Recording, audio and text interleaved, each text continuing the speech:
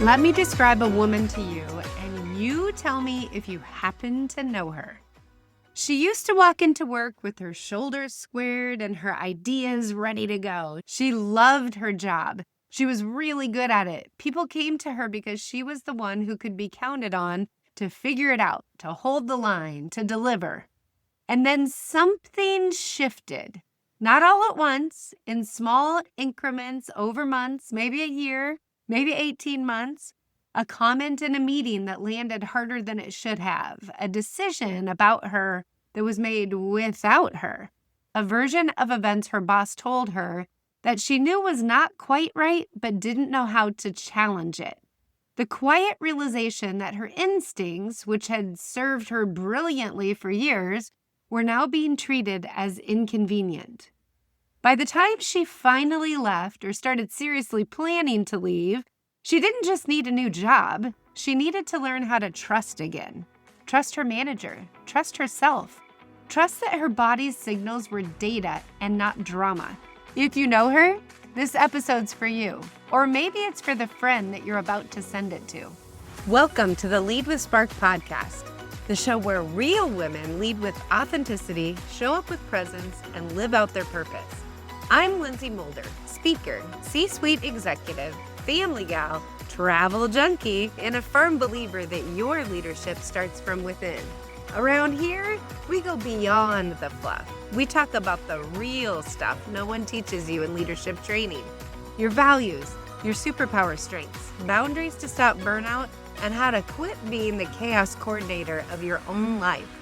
Whether you're building a business, leading a team, or just trying to stop feeling stuck in the daily grind, this is your space to get clear, get aligned, and finally lead with confidence.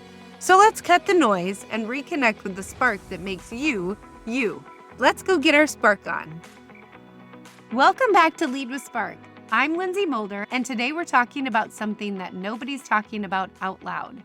We're talking about what happens to a high-achieving woman after she has worked for a manager who has eroded her trust. Not a villain, not a headline, just a manager who over time made her question her own read on reality. And by the end of this episode, I want you to walk away with a clear picture of what that experience actually costs you and a real plan for getting yourself back. Here is what most career advice gets wrong about leaving a bad boss situation. It treats the leaving like it's the finish line, as if the resignation letter or the next role is the resolution. It's not. The resignation is the beginning of the rebuild, but the real work actually starts the day you walk into the next role or the next opportunity. You're still carrying that invisible damage that nobody at the new place caused and nobody at the new place can see. When you spend a long stretch reporting to someone who consistently makes you feel small or invisible or wrong about things that you're right about, you do not just lose trust in that person. You lose trust in your own instincts. You start second-guessing reads that used to come easy. You wonder if you're reading a room correctly because the last room that you were in told you over and over again that you were not reading it correctly. And then you carry that into the next role, into the next meeting, into the next coaching call, into the next interview where somebody asks you a normal question and you have a disproportionate reaction to it, and you can't quite figure out why. That is the trust tax. And it does not show up on any pay stub. It just shows up in the way that you start hedging your own opinions, the way that you stop volunteering ideas, or the way that you tell yourself, just play it safe, that you should wait and see before you trust this new place or this new leader, this new opportunity. I want to say something very direct to you. If this is landing with you, you're not paranoid. You're recalibrating. And the recalibration is not a problem. It's your nervous system doing its job. The work is making sure that the recalibration does not become your new default. Let me give you a framework because I'm not going to leave you in the diagnosis. I'm going to give you the path forward.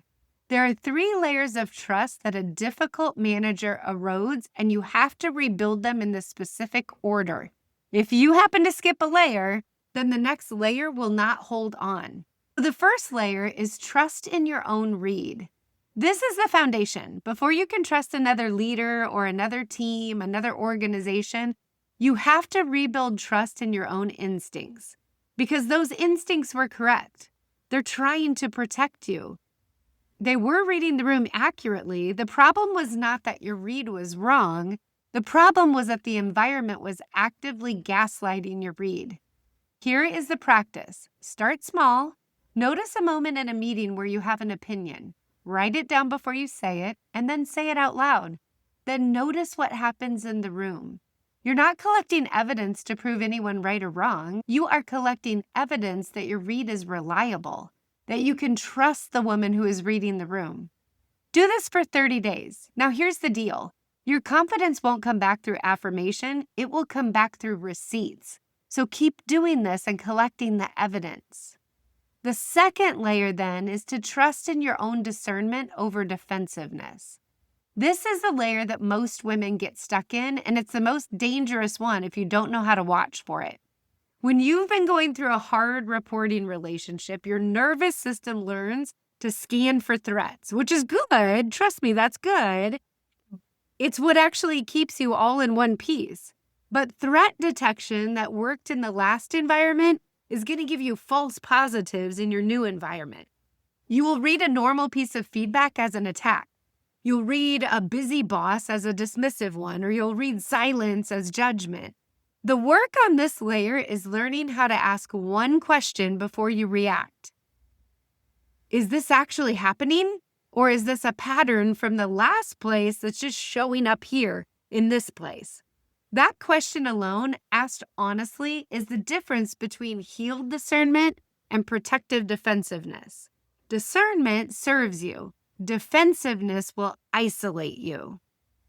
Okay, the third layer is trust in another leader.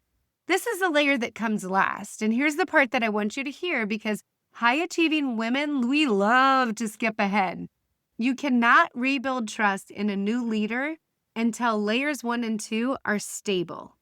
If you try to trust a new boss while your own read is still shaky and your defensiveness is still on fire, you're going to do one of two things. You will overtrust, looking for the manager who saves you, or you will undertrust, holding everyone at arm's length to make sure that nobody can hurt you the way that the last one did. When layers 1 and 2 are solid, you can extend trust slowly, intentionally, and on your own terms. You can let a new leader earn it instead of demanding that she prove it. That's the version of yourself that you're working toward. I want to pause here because I think this is where this episode could be most useful to you in a practical way. Part of what makes a difficult reporting relationship so disorienting is that you and your manager were probably operating on completely different communication and decision-making blueprints. You were speaking from your code, and she or he was operating from theirs, and neither of you had the language to bridge the gap.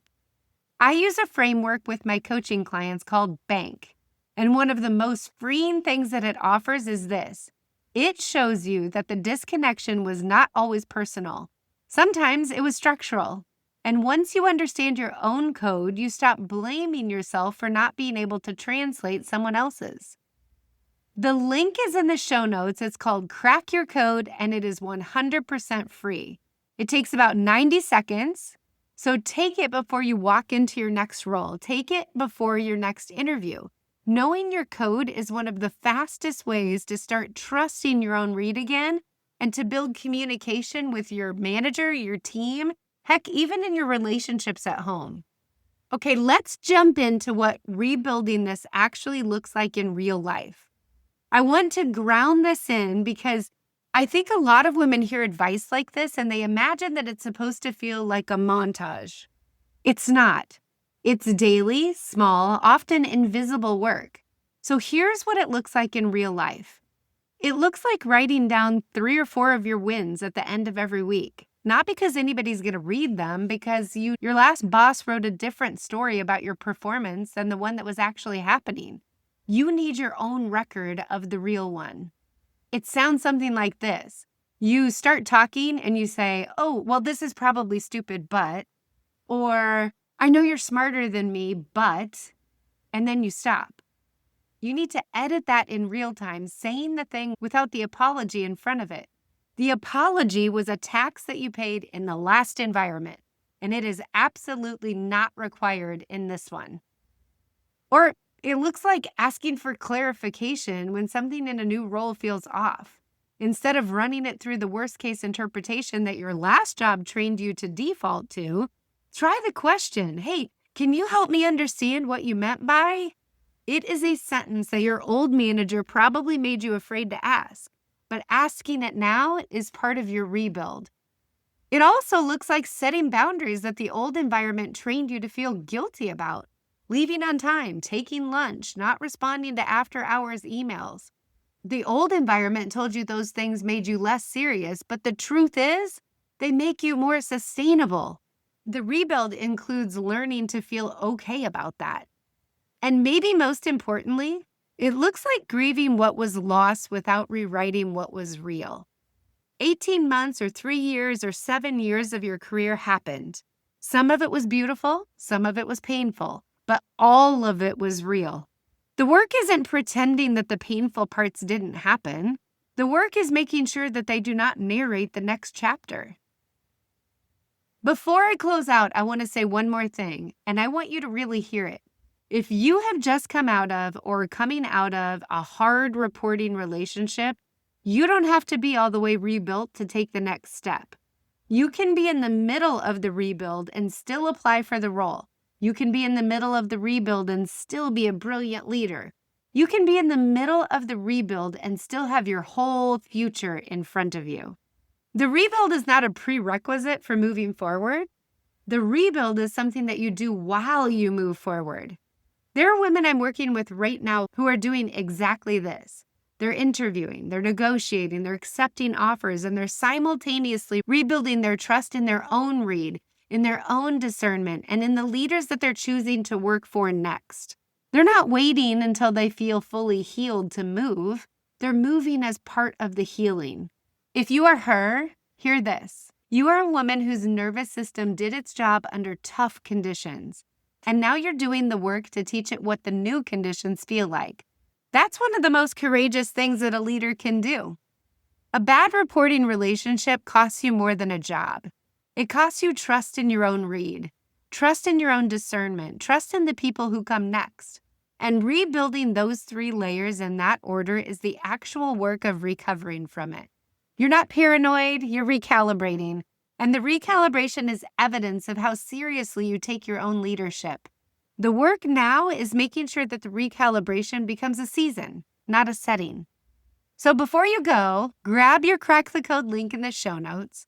Understanding your own communication and decision-making blueprint is one of the most direct ways to start trusting your own read again.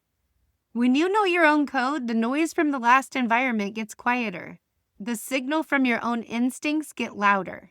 And if this episode landed for you, please send it to one woman in your life who you know is in the middle of a rebuild also. She may not have had the words for what she's going through. This episode might give her some. That alone could change her week and her future. Hey, I'll see you next week on Lead with Spark.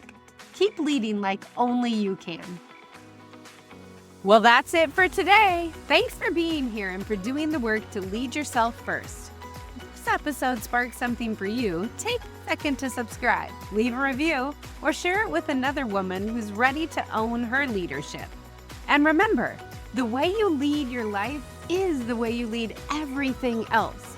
If you or your organization are looking for a speaker, an impactful workshop, or an executive coach, head over to lindsaymolder.com and let's connect. Keep showing up. Keep leading with Spark. You got this. I'll see you next time.